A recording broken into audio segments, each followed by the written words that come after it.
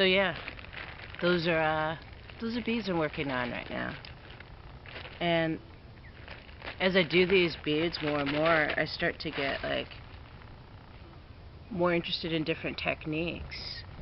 I saw this one tutorial on how to make the paper beads, like using embossing powder or something like that, and it makes it look really like the same effect that I get when I use the metallic nail enamel. It gives it that like sparkly, spacey look that I like.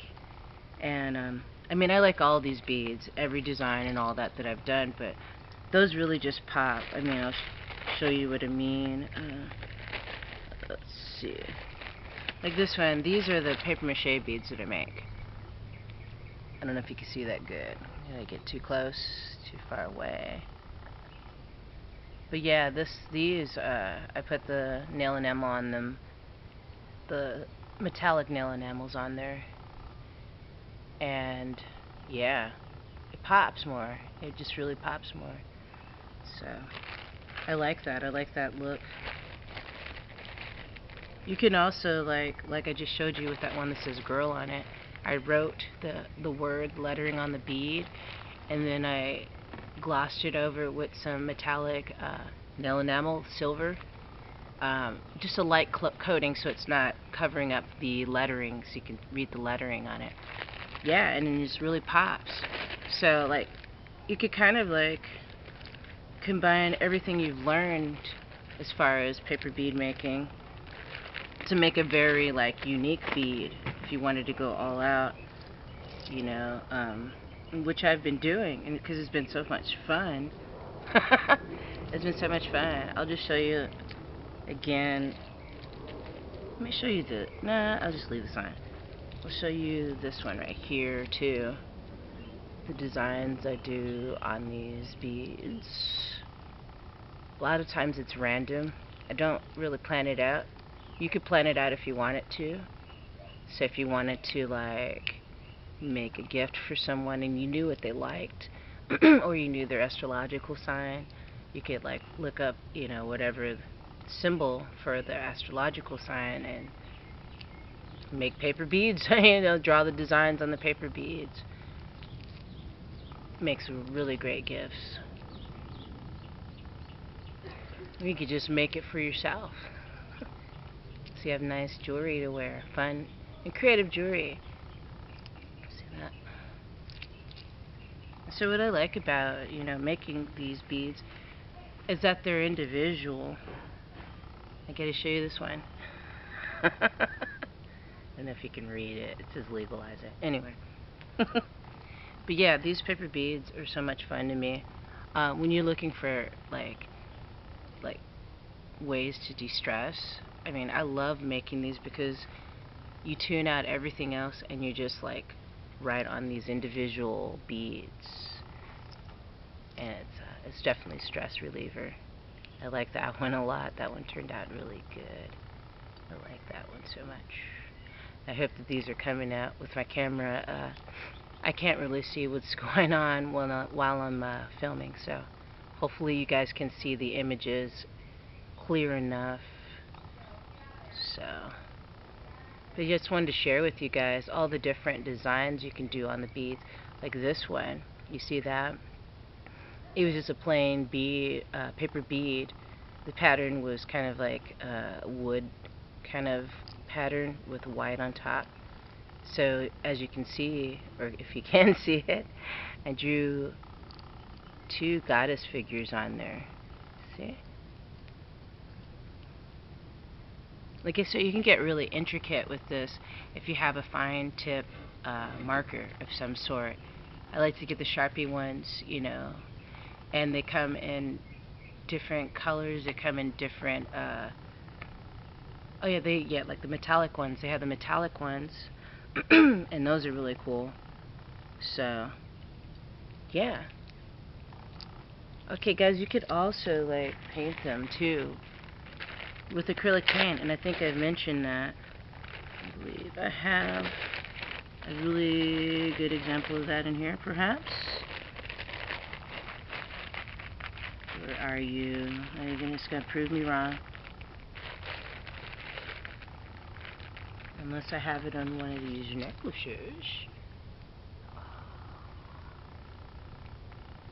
Okay, well, I'm not seeing the one that's painted right now, but yeah, you can use acrylic paints on these, man. Totally.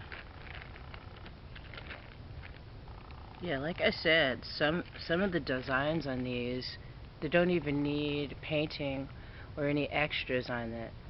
This one, this paper bead, was from a magazine page, you know, that didn't really have anything interesting, like National Geographic or anything like that, but I found this.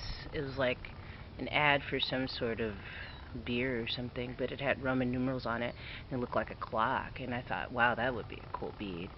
So when I wrapped it up, it's a large one, so it was a long strip of paper. Yeah, I just glossed it, rolled it, glossed it many times. With the bigger ones, it takes longer for them, way longer for them to dry, and you got to make sure that they don't bump up against anything, or it can get, it's it's a tricky thing. No, it's not tricky. It's just paper beads, guys. It's just like these take longer to dry, and a lot of times they'll topple over because I have them on like a styrofoam pad, and they topple over, and then they'll get all kinds of like carpet lint on it or something. So. But it's no big deal. You can just wipe it off and start all over again, or, you know, wipe it off and gloss it. Like this right here, it's a, I guess you say a medium-sized bead, and see that? I did more than 3 layers of gloss on that, obviously, because these thicker ones take longer to dry, and they take a lot of Mod Podge to adhese the, to not adhese them, to fuse them together, to keep them, you know, held together. Also, the ones with, like, say that you use, like, an ad from newspaper that's really thick paper, kind of almost, not really cardboardy, stock paper type thing. Those can be really thick, so, but sometimes that kind of paper has some really cool designs on it. So what you have to do is roll it and then hold it for quite a while, and you have to put Mod Podge on it as you go and hold it for a long while. But the thicker ones are really cool because it seems like they're a lot sturdier than the thinner ones. More substantial. See that? I like that one a lot. It's like naturey looking green one. So that the options are endless when you work with paper beads. I like working with paper beads and making them, creating them, and making original ones, because like when I used to go and look for beads like online, I'd see some interesting ones, but I wouldn't see anything that popped out at me that I'd want to spend the money for. So I just thought, well, let me learn how to make my own. And I liked, you know, I was really having a fondness for glass beads, but the glass beads at the time that I wanted, I couldn't afford them. So I just started making my own beads and experimenting, you know, learning, you know. Okay, here's one that's really funny. I had to share this with you. It's a snowman one. Yeah, isn't it great? Like if you're really into the holidays and stuff, these Christmas, Valentine's Day, you know, you name it, Halloween. This is like a fun thing to do, you know. You could even like, look at that, looks like a bottle of some sort. My son told me, I showed it to him and he said it looks like a bottle. This part's a little scratchy, so I'm going to paint. But this, oh, okay, guys, I found it. In the process of looking through this bag of beads, I found this one, the painted one. I was telling you about how you can paint your beads. What I did was with this one, I, first what I did was I rolled it like I usually do, sealed it with a Mod Podge, and then I Mod Podged over it and sealed it. And then, it just looked kind of boring because it was just a plain one, kind of. And then what I did was I just shied it, you know. I got this gold paint someone gave me. I guess you could say it's more bronze than gold. I'll just paint it. And I painted it and it looks really cool. Oops. And it fell down. But yeah, it's really cool. See that? And I might even go even further and put some sort of designs on it. It looks like a little bottle and stuff. But yeah, these paper beads can also be used for, like, say, if you make like little props, like some people make miniatures like doll houses and stuff. You could like put props in there. I mean, that little bottle could be like, I don't know, a bottle of olive oil or something, or a little doll. I know that sounds insane, but anyway, yeah. And then I have this one, long one, really narrow one.